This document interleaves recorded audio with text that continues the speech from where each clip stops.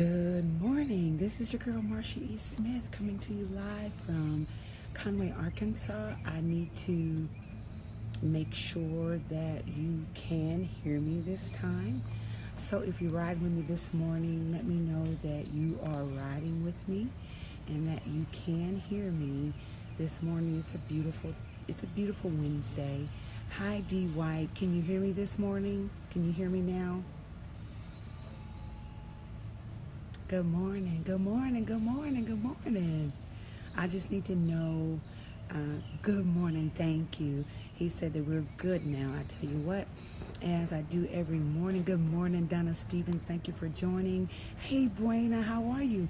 As we do every time we do our live videos, if you are going to ride with the girl Marsha E. Smith, my number one request is once you join the line, is for you to what? Put a smile on your face. Yes. If you're going to ride with me this morning, I need you to put a smile on your face.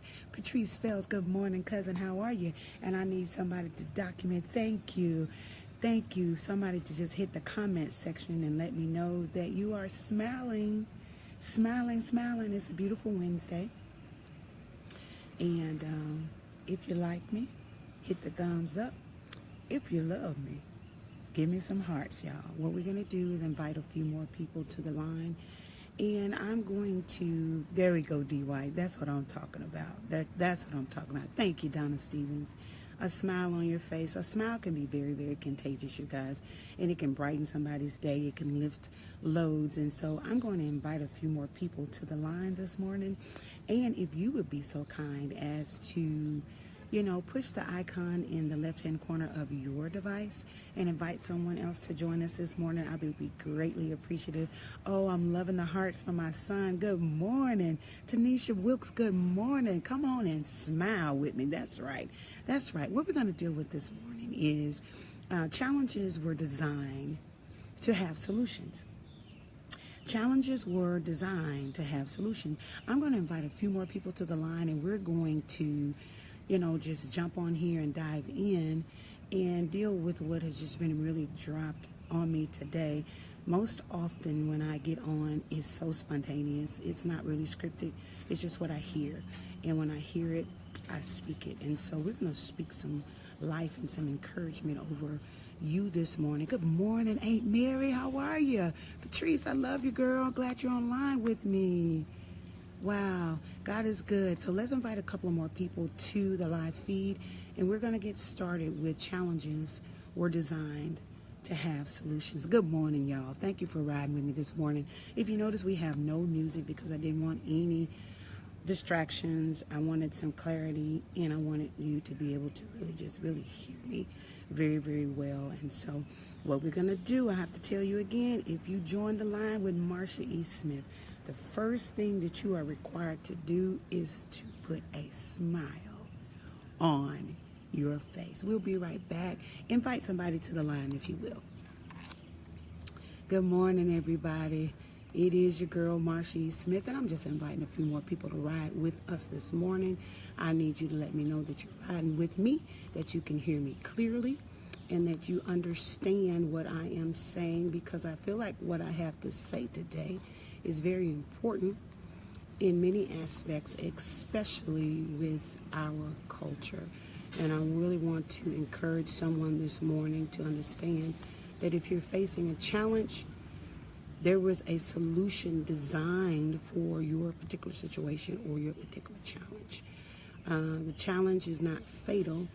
All we have to do is to dive in and obtain the solution to that particular challenge, okay? All righty. And we are about ready to rock and roll.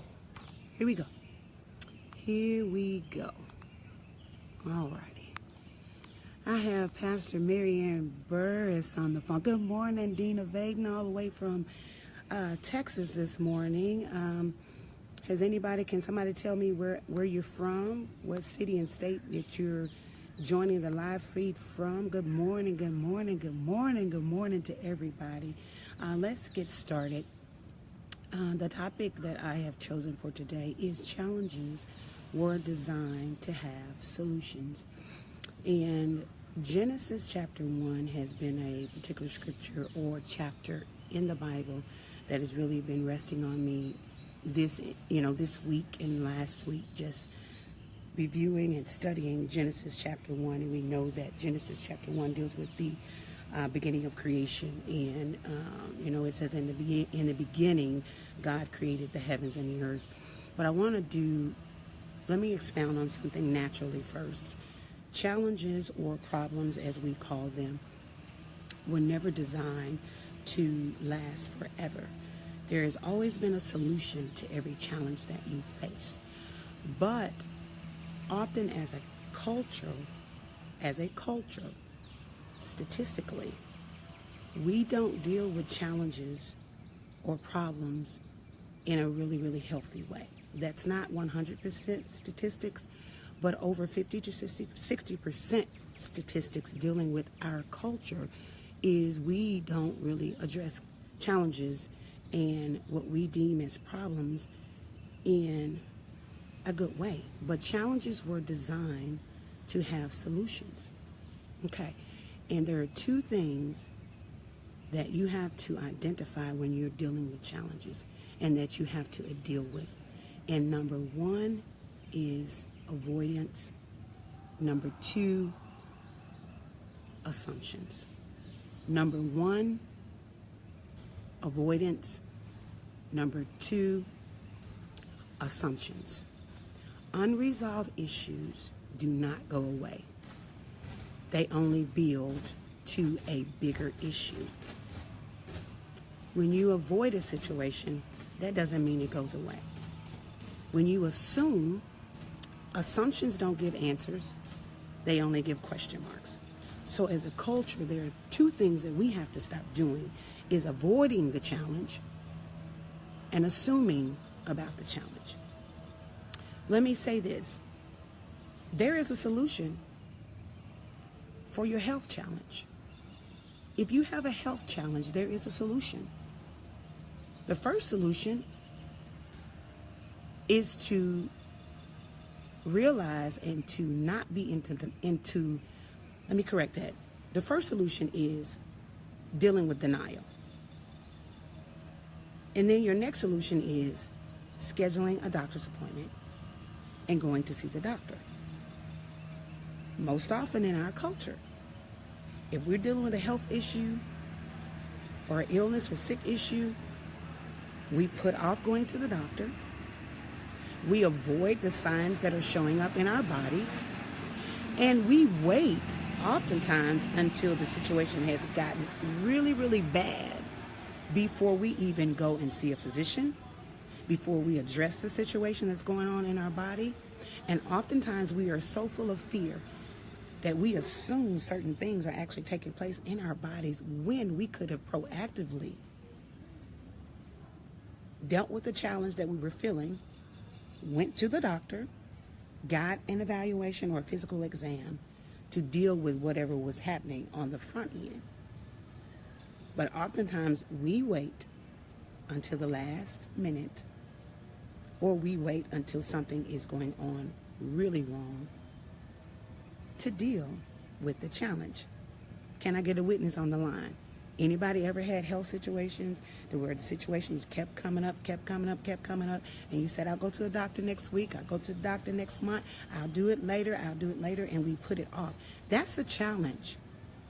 But why is it that we fail to address the challenge early versus later? Because there is a solution to your challenge. There is a solution to your challenge, even in your health, where if we had dealt with it on the front end, we may have been given something very light from the physician, or just a physical requirement that we could implement. So challenges were designed to have solutions, but it's up to us to implement the solution to the challenges, okay? Even in marriage, a marriage is going to have challenges. I don't care what you deal with in life, a marriage is going to have a challenge. And that challenge, even in your marriage, there is a solution. There is a solution, but if you don't take the opportunity or take the time to address the challenge, to deal with the challenge, instead of just avoiding it, making assumptions, or suppressing it to where it builds up. And then when a manifestation takes place negatively, it's not so much based on the situation at hand, it's based on what we have refused to deal with that's underneath all of that stuff. So you see mass explosions in people's behavior. And let me tell you this, be very careful how you judge behaviors, because it's not what a person does, it's why. When behaviors are exhibited, when challenges are avoided, it's a reason why. And that's what we need to get to, is why do we avoid challenges? Why do we avoid dealing with our problems? And you know what? I've learned as an African American female, and just in our ethnic group, we avoid challenges as a survival mechanism. We avoid challenges as a survival mechanism or problems. We would rather not address it or raise a concern as a mechanism of survival to keep other issues from arising from that address. So for years amongst our culture, in order to survive or not to cause other issues or not to be penalized for raising awareness, we avoid it. And it's been a survival mechanism rooted in fear. If you cannot say how you feel, if you cannot address a challenge, if you cannot release your hurt and your pain, or be able to sit down and talk with someone about something that you don't understand, or something that you felt that has been done wrong, or something that someone else has done wrong, if we cannot sit down and address those situations, those are ticking time bombs that are going to have an explosion to take place. But the root of it has not really been dealt with. What we see is a manifestation of the thing that's on top. But the root of it is at the bottom that we have not dealt with. Some of us haven't dealt with it for years. Some of us have been in marriages for years, and we haven't even opened our mouths. We've actually suppressed. We've actually said that it's not worth even talking about, or it's going to create a greater challenge. How do you know that? Is that just an assumption? Because an assumption never has an answer. It always has a question mark behind it. You know, we have to ask ourselves, why is it that we cannot sit down and have what we call difficult conversations or challenging conversations and resolve those conversations in a healthy way? Even for those of us in church, we avoid situations. We speak and know we have problems with one another. We shake hands, we smile in each other's faces, and some of us have so many challenges that we have not dealt with. We have challenges in our committees, we have challenges on our music department, we have challenges on the ministry board, so many different challenges, but we refuse to address those challenges until somebody is ready to leave, somebody is traumatized. You know, the trauma that you have faced in your life. Some of us haven't even dealt with that. And that's why some of our relationships are being sabotaged one after the other, or we're internally wounded because we have not released the things that are on the inside. Solutions are for mature people. And we have to get to a point to where fear is dominated and faith is elevated. I'm going to say that again. We have to get to a point where fear is dominated and faith is elevated, because you have a voice and your voice deserves to be heard. If you've gone through a lot of trauma in your life, or you've had so many acts of devastation to take place and you're being consistently silent about that, don't you understand what that is causing on the inside of your body and the inside of your mind? And some of us are so afraid to address issues. We would rather survive as a mechanism versus bring awareness because we don't know if we're going to be penalized for it or not.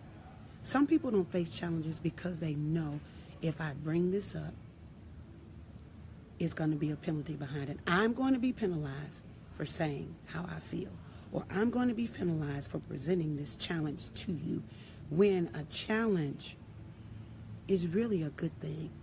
A problem is not a bad thing when you realize that there is a solution to every situation. There's a solution to your financial duress.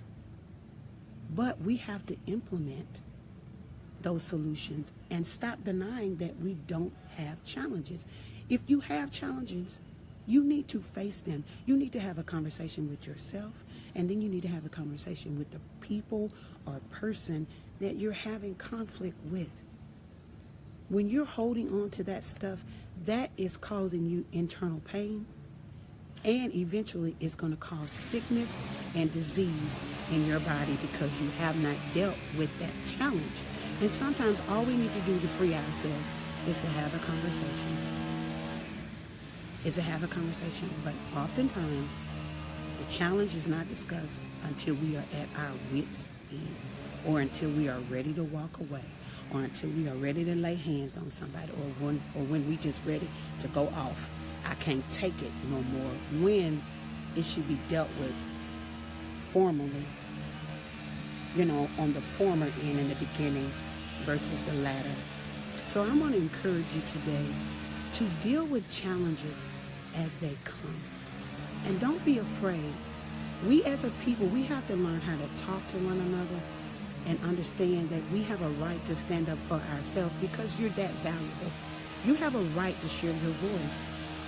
And all challenges won't be resolved by the other party. Some people don't have integrity. Some people don't plan to resolve the issue. But you can make a plan to resolve the issue within yourself. But you have to find a way to release that. Are you hearing me? Now, in Genesis chapter 1, it talks about, in the beginning, God created the heavens and the earth. And I'm just going to paraphrase through here. And then it says that the earth was without form and void, which means that God witnessed a chaotic situation, right? It said the earth was without form and dark, without form and void. So it had no shape, there was no clarity, there was confusion and chaos there. Then he says, and darkness covered the face of the deep. But this is the part that I like about it. God saw many problems or many challenges when he was getting ready to do some creative works. But it says that the Spirit of the Lord hovered over the situation. So we have to learn how to respond versus reacting. But what I like about it, it says the Spirit of the Lord hovered, which means that he took some time to evaluate every challenge that he was faced with. The earth was without form and void, and darkness hovered over the face of the deep. So he had a lot of chaotic situations, and he had a dark situation. But it says it hovered. Sometimes before you deal with a challenge or a problem, you got to think about it first. You got to pray about it first. But then there comes a time when thinking about it and praying about it is enough. Then you need to execute action. No problem is resolved unless it's addressed. Sometimes we think issues will go away if we just don't deal with them. No. They're just going to lay dormant until something else happens to trigger that situation, and then you're going to see a bigger monster. But he said he saw darkness, and the earth was without form and void.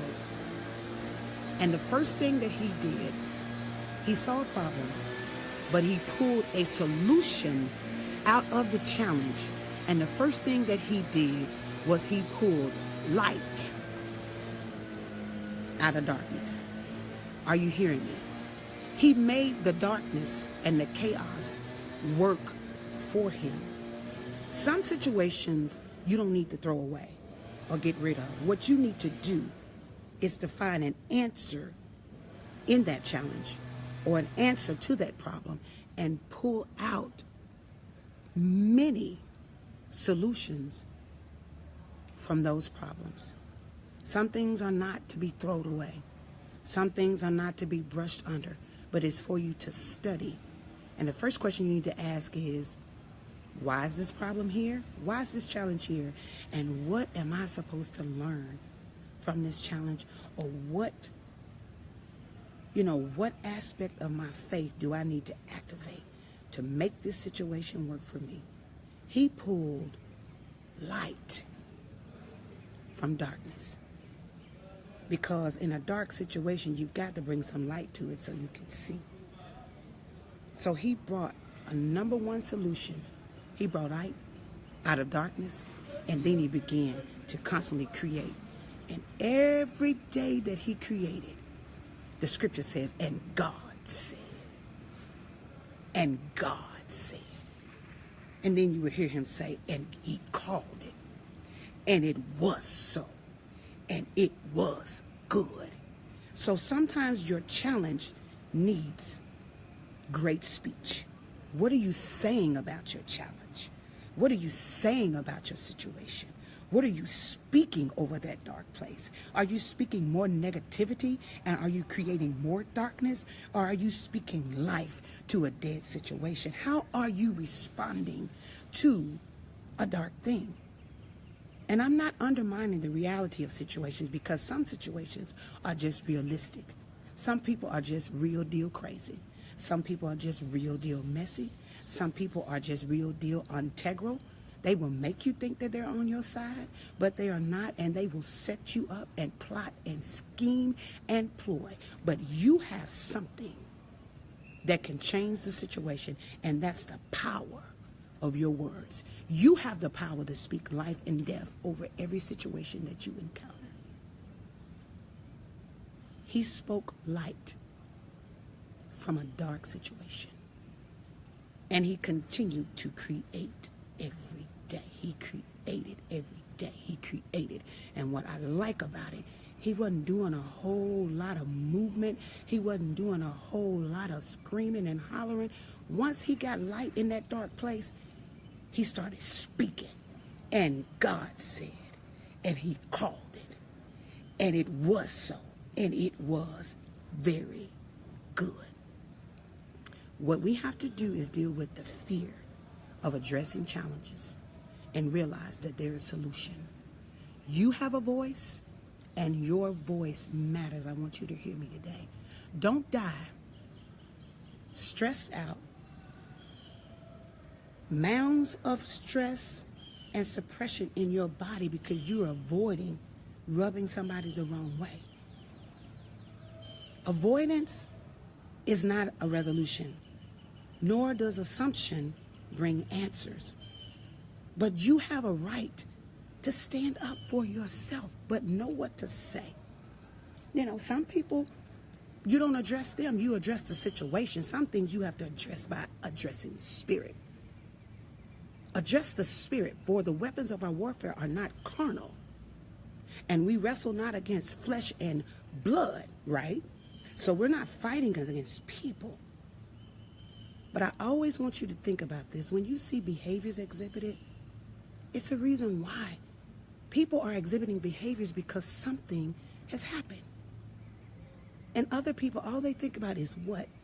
Have you ever thought about why? Why are they behaving like this? Why is this a trigger for them? It's something else there. It's something else there. And instead of dealing with the behavior, that needs to be addressed too. Let's deal with the root. Let's go back and see, if this wasn't such a big deal, why was this blown out of proportion? Also, before I leave, challenges in dealing with problems, you must understand timing. There is a time to address challenges. There's a time to address problems as well, okay? So sometimes it's not time for you to just break out a full-fledged conversation, but there needs to be a set time for you to break out a full-fledged conversation. Okay, that's me.